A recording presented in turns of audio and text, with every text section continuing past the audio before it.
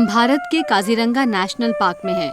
ये दुनिया की सबसे अच्छी सैंक्चुरीज में से एक है, जहां ग्रेटर वन हॉर्न राइनोसरस की सबसे बड़ी तादाद के साथ कई और जंगली जानवरों की कमाल की रेंज है।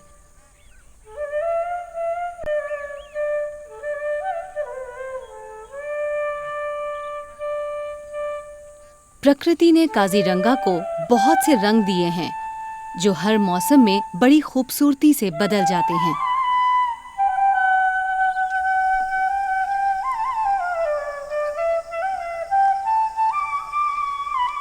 हम पार्क में 3 सीजन्स तक फिल्माते रहे और हम खुशकिस्मत थे कि यहाँ के बदलते हुए हालात और रंगों को सबसे अच्छी तरह कैप्चर कर पाए।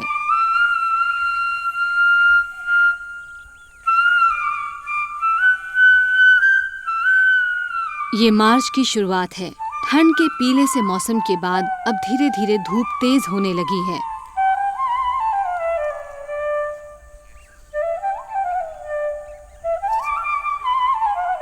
अब दिन का टेम्परेचर 25 डिग्री तक पहुंचने लगा है।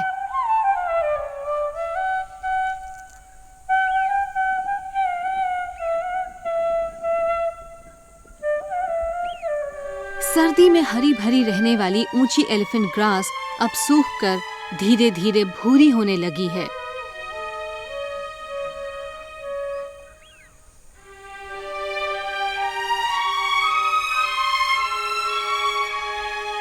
बड़े नदी नालों में अब भी काफी पानी है, लेकिन पार्क का ज्यादातर हिस्सा सूखा हुआ लग रहा है।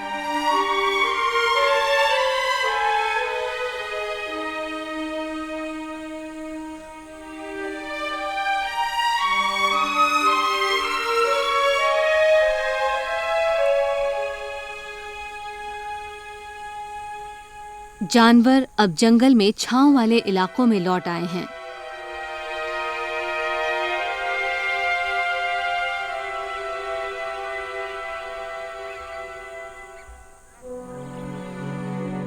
राइनोस दिन में अपना ज्यादातर समय पानी में खुद को ठंडा रखने में बिताते हैं।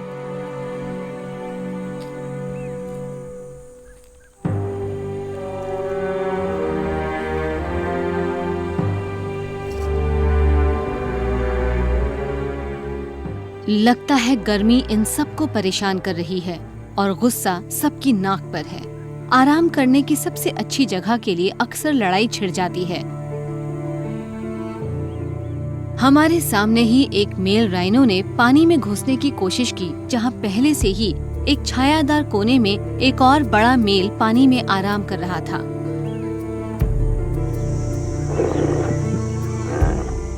उसने गुस्से में तुरंत पानी में आए राइनो को धमका दिया।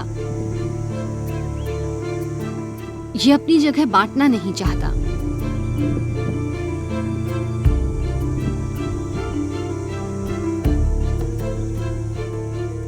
बाद में आए राइनो को थोड़ी उम्मीद है। मौसम सचमुच बहुत गर्म है, लेकिन बड़ा मेल जरा भी रहम नहीं करता। इसलिए दूसरा मेल कहीं और चला जाता है। यहाँ पेड़ की छांव नहीं है, लेकिन और कोई चारा भी नहीं।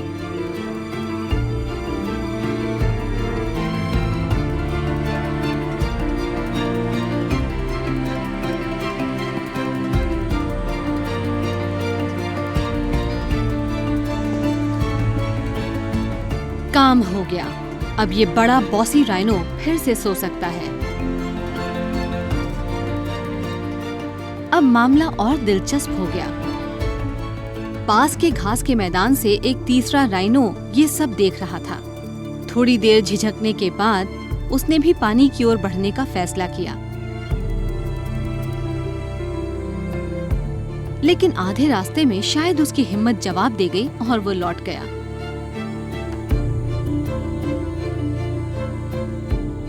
लगभग 10 मिनट बाद उसने एक और कोशिश की।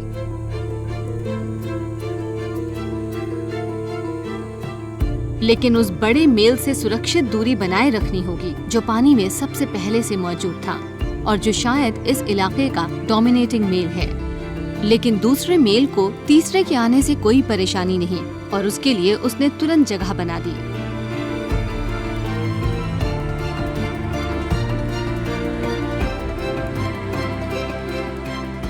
बिल्कुल पास ही मैंने एक टाइगर को गर्मी से राहत पाने के लिए पानी में डुबकी लगाते देखा। अचानक जंगल में दूर से धुआं उठता हुआ नजर आया। पास के सूखे मैदान में आग लग गई है।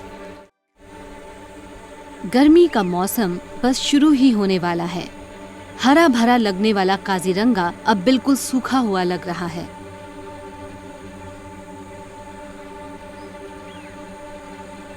ज्यादातर एनिमल्स गर्मी से बचने के लिए पानी की शरण लेते हैं।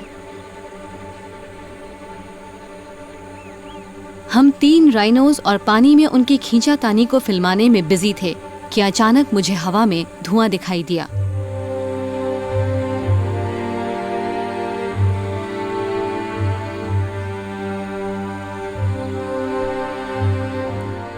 हम धुएं की ओर बढ़े और वहां पहुंचकर देखा कि ये असल में पार्क मैनेजमेंट के द्वारा की गई एक प्लान्ड एक्सरसाइज है।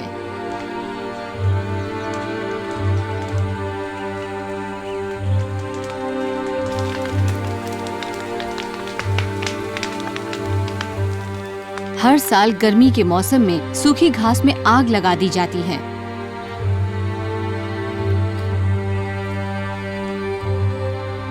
इससे 2 फायदे होते हैं। मोटी सख्त घास को जला देने से नई घास के उगने की जगह बन जाती है, जो ज्यादातर नर्म और न्यूट्रिशनल होती है, और घास चरने वाले जानवर इसे पसंद करते हैं। इस तरह आग लगाकर ये लोग यहाँ उगाए अनचाहे पौधों को भी जलाने की कोशिश करते हैं।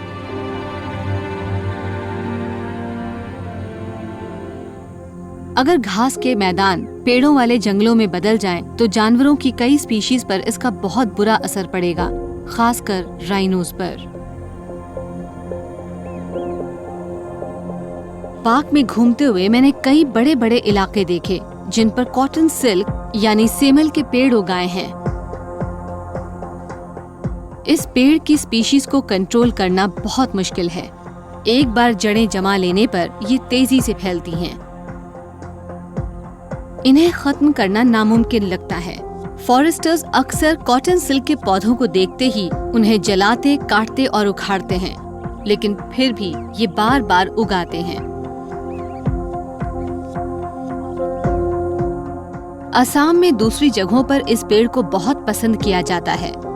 इस राज्य में एक फलती फूलती कॉटन सिल्क इंडस्ट्री और हेरिटेज है, लेकिन यहाँ काजीरंगा में ये फॉरेस्टर्स के लिए एक बड़ा सिरदर्द है।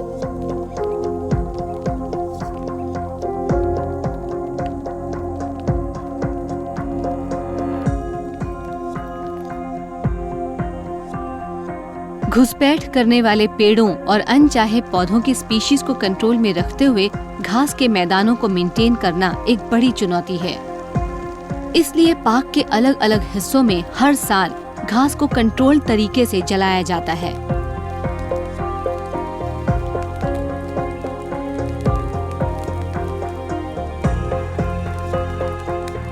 इस बात का पूरा ध्यान रखा जाता है कि जानवरों के आने जाने, रहने और खाने के लिए जगह काफी हो।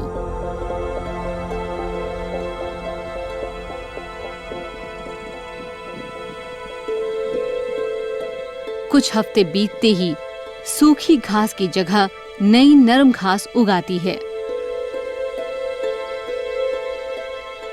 हर गुजरते दिन के साथ इस इलाके का रंग बदलता जा रहा है। मौसम भी बदल रहा है। ये मॉनसून से ठीक पहले के दिन हैं।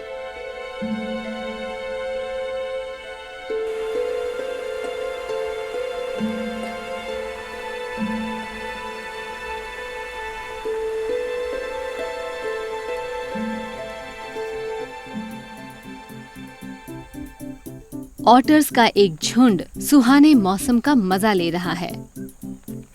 ये काफी बड़ा झुंड है। मुझे आसानी से 1 दर्जन से ज्यादा ऑटर्स दिख रहे हैं।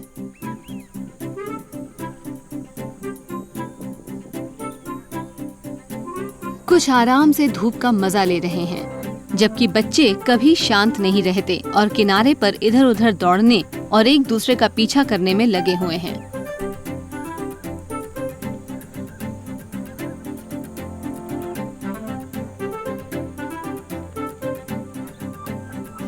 हर थोड़ी देर के बाद ये मछली पकड़ने के लिए पानी में डुबकी लगा देते हैं।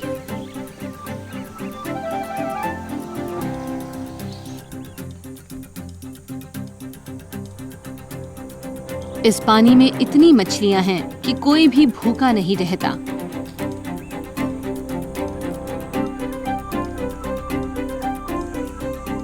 काजीरंगा कमाल की रिच वाइल्ड लाइफ के लिए एक अच्छे प्लेग्राउंड की तरह है।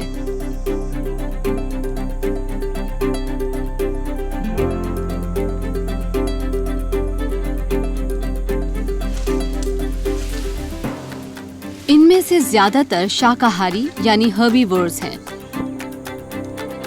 यहाँ कुछ भालू और लेपर्ड्स भी हैं, लेकिन वो अक्सर छिप कर रहते हैं और कभी कभार ही नजर आते हैं। हाँ, पार्क में रहने वाले लगभग 100 टाइगर्स अपनी मौजूदगी का एहसास जरूर कराते हैं।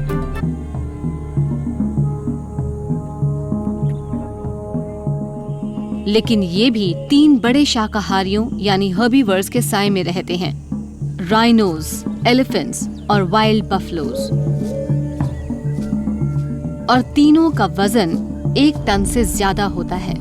ये ना किसी खास इलाके पर कब्जा करके रहते हैं और ना ही शिकार करते हैं। क्या ये भी एक वजह है कि काजीरंगा में वाइल्ड लाइफ की इतनी जबरदस्त वैरायटी मौजूद है? सच कहूँ तो मुझे नहीं पता।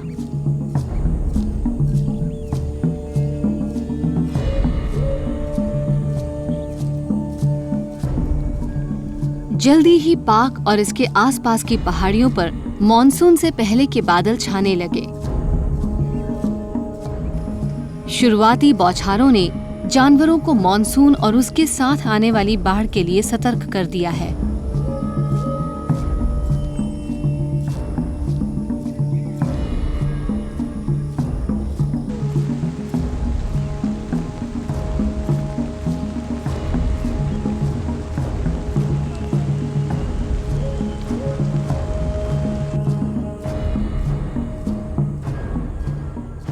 इनमें से कई अब ऊंचे इलाकों और पहाड़ियों की ओर जाने के हर साल के सफर के लिए तैयार हो गए हैं।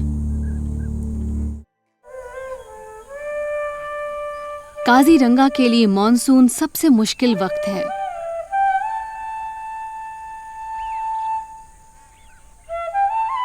हर साल पार्क बाढ़ में डूब जाता है, जिससे वाइल्ड लाइफ को कहीं और शरण लेनी पड़ती है।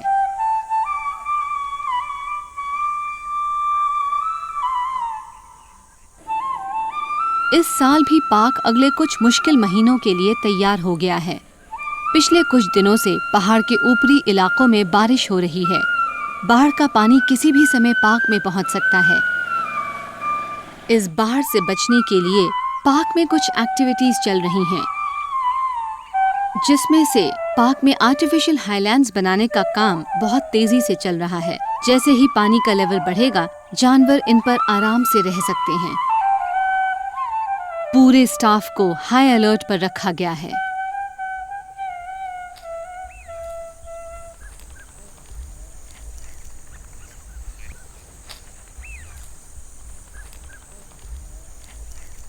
पहाड़ों पर पिछले 2 दिनों से बारिश हो रही है और काजीरंगा में कभी भी बाढ़ आ सकती है।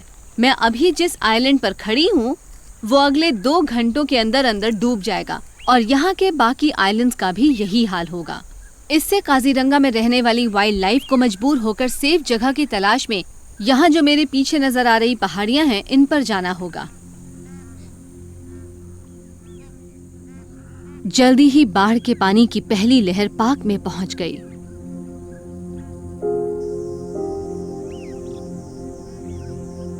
कई निचले इलाके डूब गए हैं।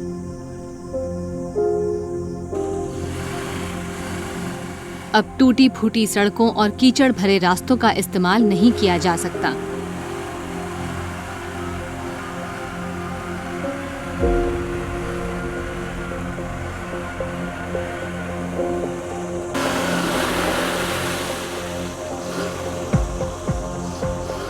ईस्टर्न रेंज के रेंज ऑफिसर गुणजीत तालुकदार ने एक स्पेशली डिजाइन व्हीकल पोलारिस का इस्तेमाल करने का फैसला किया, ताकि इससे कुछ सबसे ज्यादा प्रभावित इलाकों में पहुंचा जा सके। मुश्किल से 2 मील आगे जाते ही हम ऐसी जगह पहुंच गए जहां रोड पानी में डूबी हुई थी। बाढ़ का पानी बढ़ रहा है और हर 1 मिनट के साथ पानी बढ़ता जा रहा है।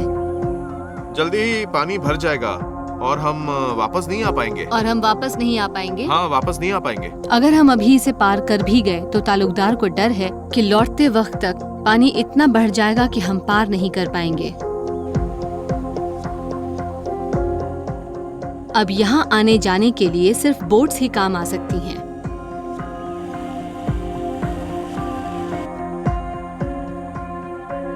रात होने तक पाक के उस समय के डिविजनल फॉरेस्ट ऑफिसर शुभाशीष दास को खबर मिली कि कुछ राइनोज बढ़ते हुए बाढ़ के पानी से बचने के लिए भटककर पाक के बाहर चले गए हैं।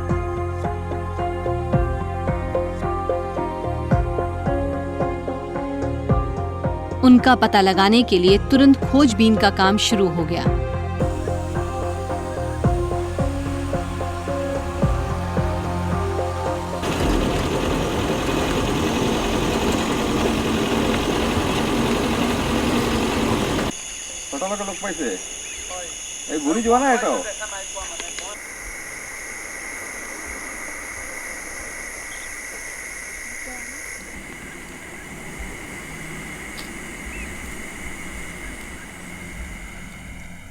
अगर राइनोज पाक की बाउंड्री से बाहर निकल जाएंगे तो पोचर्स के हाथों उनके मारे जाने का बहुत बड़ा रिस्क है।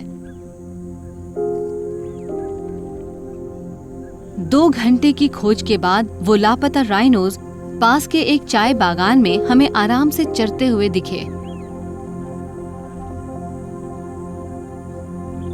फॉरेस्ट गार्ड्स को रात भर उन पर नजर रखने और ये पक्का करने के लिए तैनात किया गया कि वो या तो पाक में लौट आए या सुरक्षित पहाड़ों पर पहुंच जाएं।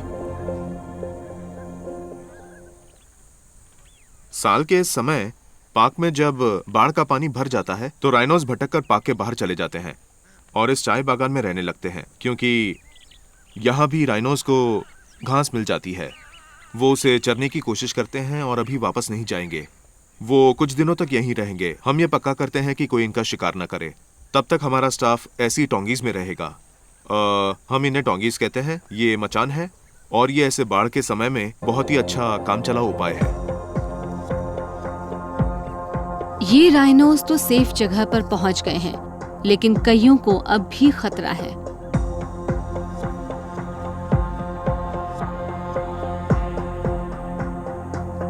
पहले ज्यादातर जानवर बाढ़ के समय यहाँ पाक से लगी कार्बी एंगलोंग हिल्स पर चले जाते थे, लेकिन अब वो रास्ता खतरों से भरा हुआ है। पहले एनिमल्स जिन रास्तों से जाते थे उन पर अब बीच बीच में चाय बागान, धान के खेत और नेशनल हाईवे हैं। अभी हम पनबरी एलिफेंट कॉरिडोर में खड़े हैं और आप देख सकते हैं कि उस तरफ काजीरंगा नेशनल पार्क है। वो उस पार्क का छोर है और उसके अलावा इस तरफ में पनबरी गांव के खेत हैं। ये प्लेन लैंड है, इसलिए बाढ़ आने पर जानवर यहीं से क्रॉस करते हैं। वो ऊंची जगह पर जाने की कोशिश करते हैं और ऊंची जगह है काबी हिल्स पर। इसके पीछे एक जंगल है, वो जंगल टाइगर रिजर्व का एक पार्ट है। ये जानवरों के जाने के लिए एक इम्पोर्टेंट कॉरिडोर है और आप देख सकते हैं कि यहाँ से हमेशा गाड़ियाँ आती जाती रहती हैं। ये नेशनल हाईवे नंबर 37 है और हर घंटे में यहाँ से लगभग 230 गाड़ियाँ गुजरती हैं। इसका मतलब हुआ कि हर मिनट में 4 गाड़ियाँ। इसलिए सबसे व्यस्त समय में गाड़ियों के बीच से जानवरों को इसे क्रॉस करने में दिक्कत होती है। कई बार तो टक्कर भी हो जाती है, खासकर बाढ़ के समय। बारिश के पूरे मौसम में सैकड़ों फॉरेस्टर पार्क के अलग अलग हिस्सों में फैल जाते हैं ताकि जानवरों पर नजर रख सकें और अगर कोई जानवर मुश्किल में हो तो उसे बचा सकें। यहाँ रात दिन नजर रखी जाती है। छोटी कंट्री बोट्स के साथ साथ स्पीड बोट्स का भी इस्तेमाल किया जाता है। लेकिन पाक में इतनी तबाही और दिक्कत पैदा करने वाली बाढ़ इसे रीजनरेट और साफ करने की अहम भूमिका भी निभाती है। ये फ्रेश वाटर, मिनरल्स, सिल्ट और नई मछलियों को भी अपने साथ लेकर आती है और पाक से बैक्टीरिया और अनचाहे पौधों को भी साफ करती है। पाक के जिस जानवर को मॉनसून पसंद है वो हैं वाइल्ड वाटर बफलो।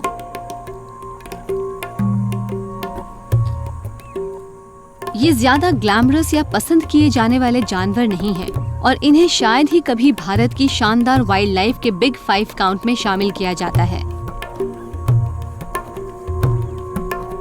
लेकिन सच ये है कि इनमें भी मशहूर होने वाली सारी कमाल की खूबियां हैं।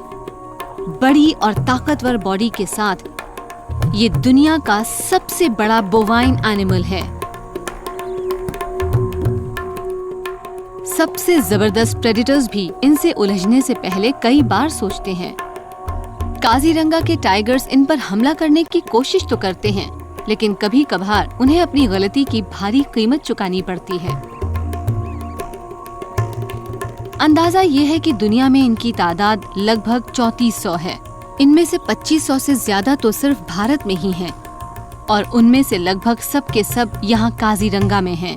जैसा कि नाम से जाहिर है, ये अपनी ज्यादातर जिंदगी पानी में बिताते हैं। इससे इनकी बॉडी ठंडी रहती है क्योंकि इनके शरीर पर ज्यादा स्वेट ग्लैंड्स नहीं होते।